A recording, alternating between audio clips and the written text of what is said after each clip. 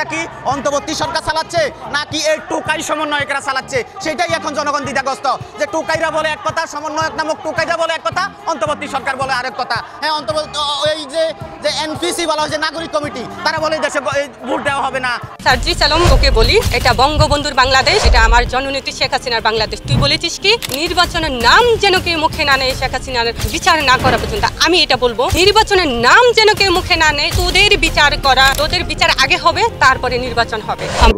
নতুন পার্টি যারা হচ্ছে তাদের মধ্যে কি আমি কোনো পরিবর্তন আমি দেখেছি? আমি তো দেখিনি কোনো পরিবর্তন, আমি দেখছি না। কিন্তু কোনো এই যে লাও সেই কদু, তারাও তো শুনছি এরকম ভাবে চাঁদাবাজি হচ্ছে। আমাদের যে ছাত্র ভাইরা যে আমাদের সাথে জনগণের সাথে যে ধোঁকাবাজি করবে আমরা তো জানি না। তারা আমাদেরকে এখন রেখে, জনগণকে রেখে এখন তারা যে নাগরিক। জুলাই আগস্টের আমি শব্দটাকে বলি গন্ডগোল। বর্তমান অবৈধ সরকার যা করছে দেশে, আপনার বাড়িতে ডাকাতি করতে গিয়েছি আমি এবং আপনি আমাকে ধরে ফেললেন, এখন আপনি হয়ে গেলেন বাড়ি ভাই ডেভিল। আমলিকে নিষিদ্ধ করা ওরা কারা? আমরা সাধারণ মানুষ যদি নিষিদ্ধ না চাই ওরা কারা? দুই দিনে টুকাই মুগাই এরা কারা?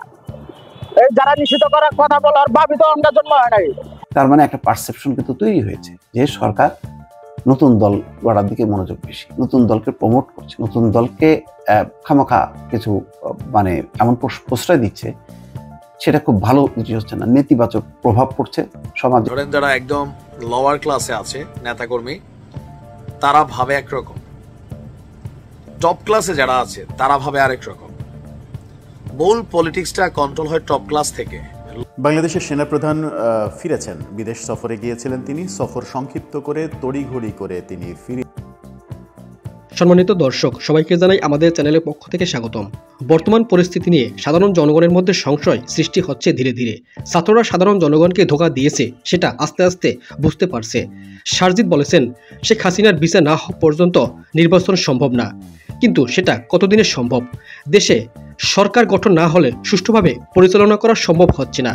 বর্তমান অন্তর্বর্তীকালীন সরকার নিয়ে দেশ ঠিকভাবে চলছে না। সারা দেশে শিশু ধর্ষণ, ছিনতাই, খুন ব্যাপকভাবে বেড়ে চলছে। এদিকে শেখ হাসিনাকে দেশে ফেরাতে চাচ্ছেন সাধারণ জনগণ। তারা মনে করছেন শেখ হাসিনার সময় ভালো ছিলাম। দর্শক, এতক্ষণ দেখলেন সংবাদ শিরোনাম, এবার আপনাদের দেখাবো সংবাদের মূল বিষয়। তাই একটি লাইক দিয়ে সম্পূর্ণ খবরটি দেখতে থাকুন। আর আমাদের চ্যানেলে নতুন হলে চ্যানেলটি সাবস্ক্রাইব করে থাকবেন, পরবর্তী আপডেট খবর দেখতে পাবেন। দর্শক, কথা না বাড়িয়ে শুরু করছি। দেখেন, একটা নতুন বিষয় আপনাদের সামনে বলি। এই যে পাল্টাপাল্টি, জামাত, বিএনপি বা নতুন দল নাগরিক পার্টি, তার বাইরে অন্যান্য দল আছে, প্রতিষ্ঠিত রাজনৈতিক, অনেক পুরনো রাজনৈতিক দল, হয়তো বড় আকারের তারা না, কিন্তু তাদের কথার মূল্য আছে। তারা কি বলছে শোনেন। সিপিবির সভাপতি বলছেন, নতুন দল গড়ে তোলার দিকেই সরকারের সব মনোযোগ। দেখছেন কত বড় অভিযোগ। এটা যদি বিএনপি বলতো তাহলে বলতেন যে না, এটা তো বিএনপি সমস্ত অপপ্রচার করে, হ্যাঁ, তারা যে কোনো উপায়ে ক্ষমতায় যেতে চায়, সংস্কার টংস্কার মানে না, এই সমস্ত কথাবার্তা বলা হতো। আপনি এখন সিপিবির সভাপতি, তিনি তার বিএনপির সভাপতি না, তিনি কি বলছেন? তিনিও তো একই কথা বলতেছেন। তার মানে একটা পারসেপশন কিন্তু তৈরি হয়েছে যে সরকার নতুন দল গড়ার দিকে মনোযোগ বেশি, নতুন দলকে প্রমোট করছে, নতুন দলকে খামাখা কিছু মানে এমন প্রশ্রয় দিচ্ছে, সেটা খুব ভালো কিছু হচ্ছে না, নেতিবাচক প্রভাব পড়ছে সমাজে, মানুষের মনে, এবং একটা নেগেটিভ মনোবৃত্তি নিয়ে মানুষ দেখছে ছাত্রদের নতুন দলকে, এবং সেই দলকে পৃষ্ঠপোষকতা দিচ্ছে সরকার, অন্তর্বর্তী সরকার। সেই কারণেই দেখেন বলছেন কি, যে সব দিক থেকে সরকারের ব্যস্ততা হলো আরেকটি নতুন শক্তি, নতুন দল গড়ে তুলতে হবে। এইদিকেই সরকারের সব কর্মকাণ্ডের মনোযোগ। এই কথা বলেছেন সিপিবি সভাপতি মোহাম্মদ শাহ আলম।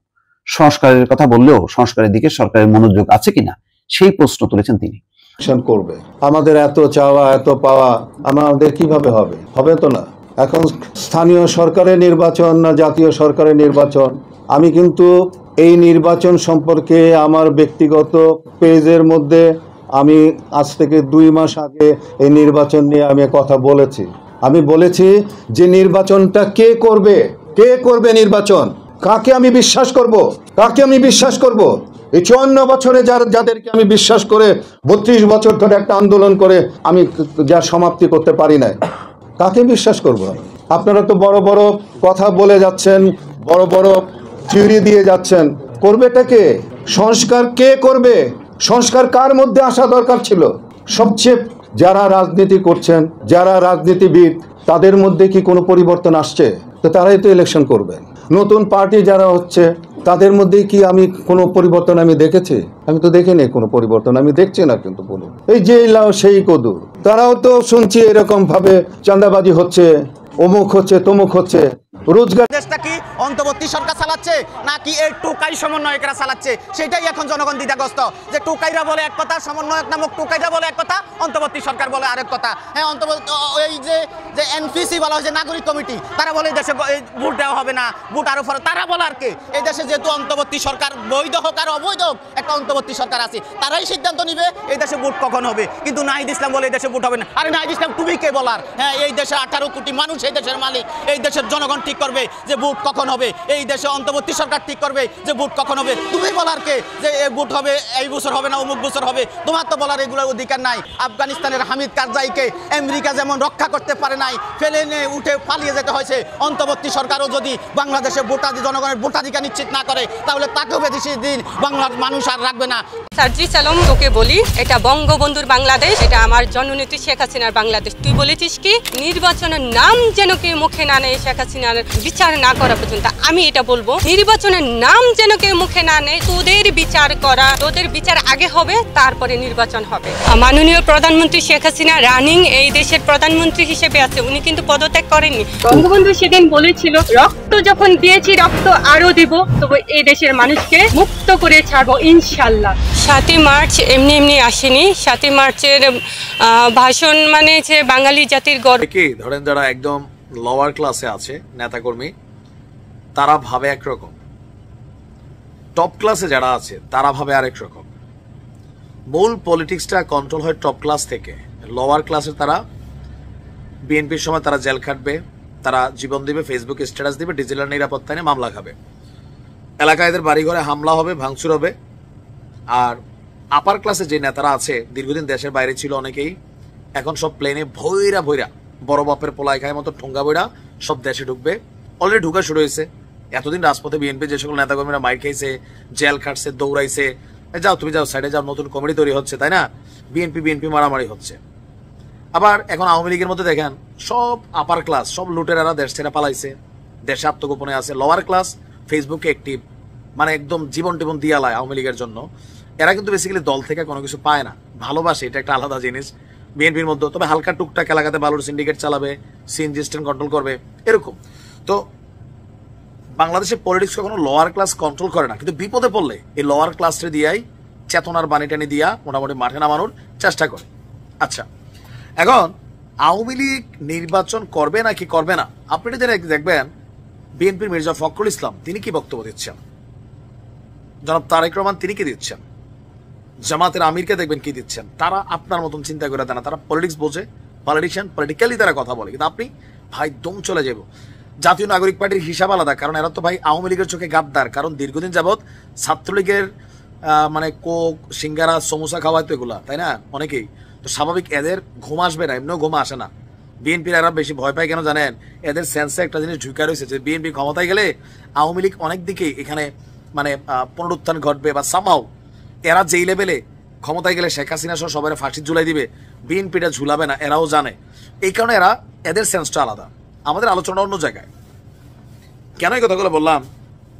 ডক্টর ইউনূসের মতন মানুষ তিনি বলছেন যে দেখেন আওয়ামী লীগ নির্বাচনে অংশগ্রহণ করবে না কি করবে না তাদের সিদ্ধান্ত, কিন্তু আমি কি করতেছি, আমরা সাইনটাইন মারি একদম ফাঁসির মঞ্চ কালকে বানাই ফেলতেছি, তাই না? সরকারের প্রধানদের দেখেন, আসিফ নজরুল স্যাররে দেখেন, চুপচাপ নীরবে নিভৃতে বসে রয়েছে, মাশাআল্লাহ শরীর স্বাস্থ্য ভালো হয়েছে। এখন ভারতে শেখ হাসিনা যে আশ্রিত আছেন, ভারত আসলে কি চাচ্ছে? টেকনিক্যালি ভারত চাচ্ছে আওয়ামী লীগ নির্বাচনে অংশগ্রহণ করুক, পাশ করবে না জানে। এই মুহূর্তে পাশের জন্য আওয়ামী লীগ নির্বাচনও করবে না, কিন্তু রাজনীতির মাঠে নৌকা মার্কাটা রাখা, আওয়ামী লীগের দুই একটা মিটিং মিছিল সমাবেশ করা, তারপরে আস্তে আস্তে আপনার নিজেদের অবস্থান তৈরি করা আওয়ামী লীগ চায়। আওয়ামী লীগ জানে, আমি তো বললাম আগামী 8 বছর, 4 বছর 6 বছর আমার একটা ক্যালকুলেশন বলে এই দেশে আওয়ামী লীগ দাঁড়াইতে পারবে না, এরপরে আস্তে ধীরে হয়তো বা সুযোগ হবে। তো ভারতের যিনি পররাষ্ট্র মন্ত্রণালয়ের যিনি ব্রিফ করেন রণধীর জয়সওয়াল, তিনি বলছেন যে এই মুহূর্তে বাংলাদেশের আইন শৃঙ্খলা পরিস্থিতি নিয়ে আমরা উদ্বিগ্ন, আমরা একটি স্থিতিশীল শান্তিপূর্ণ, অন্তর্ভুক্তিমূলক এবং প্রগতিশীল বাংলাদেশকে সমর্থন করি, যেখানে গণতান্ত্রিক উপায়ে এবং অন্তর্ভুক্তিমূলক, ফোকাসড ওয়ার্ডটাই হচ্ছে অন্তর্ভুক্তিমূলক ও অংশগ্রহণমূলক, সেকেন্ড ফোকাসেবল ওয়ার্ড, নির্বাচনের মাধ্যমে সব সমস্যার নিষ্পত্তি হবে। অন্তর্ভুক্তিমূলক এবং অংশগ্রহণমূলক এই বিষয়টার মধ্যে গণতন্ত্রের যে ব্যাখ্যা বা সংজ্ঞা, একটা রাষ্ট্রের প্রত্যেকটা নিবন্ধিত রাজনৈতিক দল যখন নির্বাচনে আসে এটা হয় অন্তর্ভুক্তিমূলক। প্রত্যেকটা রাজনৈতিক দল যখন তারা নির্বাচনে পার্টিসিপেশন করে অংশগ্রহণমূলক। তো সেখানে আওয়ামী লীগ বাদ দিলে এটা অন্তর্ভুক্তিমূলক বা অংশগ্রহণমূলক যেই স্ট্যাটাসটা সেটা কিন্তু এটা টাচ করবে না। সো কৌশলে ভারত বলার চেষ্টা করছে যে আগামী নির্বাচনে ডক্টর ইউনূস সরকারের উচিত একটা অন্তর্ভুক্তিমূলক এবং অংশগ্রহণমূলক নির্বাচনের আয়োজন করা। আবার ইউনূস সাহেব নিজেই বললেন, একদিন পরে কিন্তু ভারতে বক্তব্য দিচ্ছে যে আওয়ামী লীগ নির্বাচনে আসবে না, আসবে না তাদের সিদ্ধান্ত, তবে ব্যক্তির বিচার হবে, দলের তো আর বিচার হয় না। বাট তারপরেও আওয়ামী লীগকে ব্যান করার ব্যাপারে আপনি দেখেন সরকারের কারোর কোনো সিস্টেম আছে, ভূমিকা আছে, সবাই আইনের রাস্তাটা দেখায়।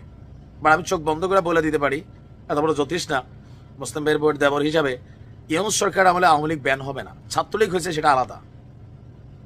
এই কাজটা কেউ করবে না। পরবর্তী সময় কেউ আসলে শেখ হাসিনার জেলে রাখবে এটা জানি, কিন্তু দলের ব্যান করবে না, এটা 100%। সো ভারত মনে করছে যে আওয়ামী লীগ নির্বাচনে থাকুক, রাজনীতির মাঠে থাকুক, আর যেহেতু ইউনূস সরকার এই কথাটা বলছে, সো সেই ক্ষেত্রে আওয়ামী লীগকে নির্বাচনে আনার জন্য ভারত সর্বোচ্চ চেষ্টা করবে। ইভেন ট্রাম্প এ মাসেই সম্ভবত আপনার ভারতের ট্রাম্পের সফর আছে, কেউ বলছেন শেখ হাসিনার সাথেও ভারতে একটা বৈঠক করাই দিবে মোদি। আই ডোন্ট নো এটা হবে নাকি হবে না, যাই হোক দেখা যাক।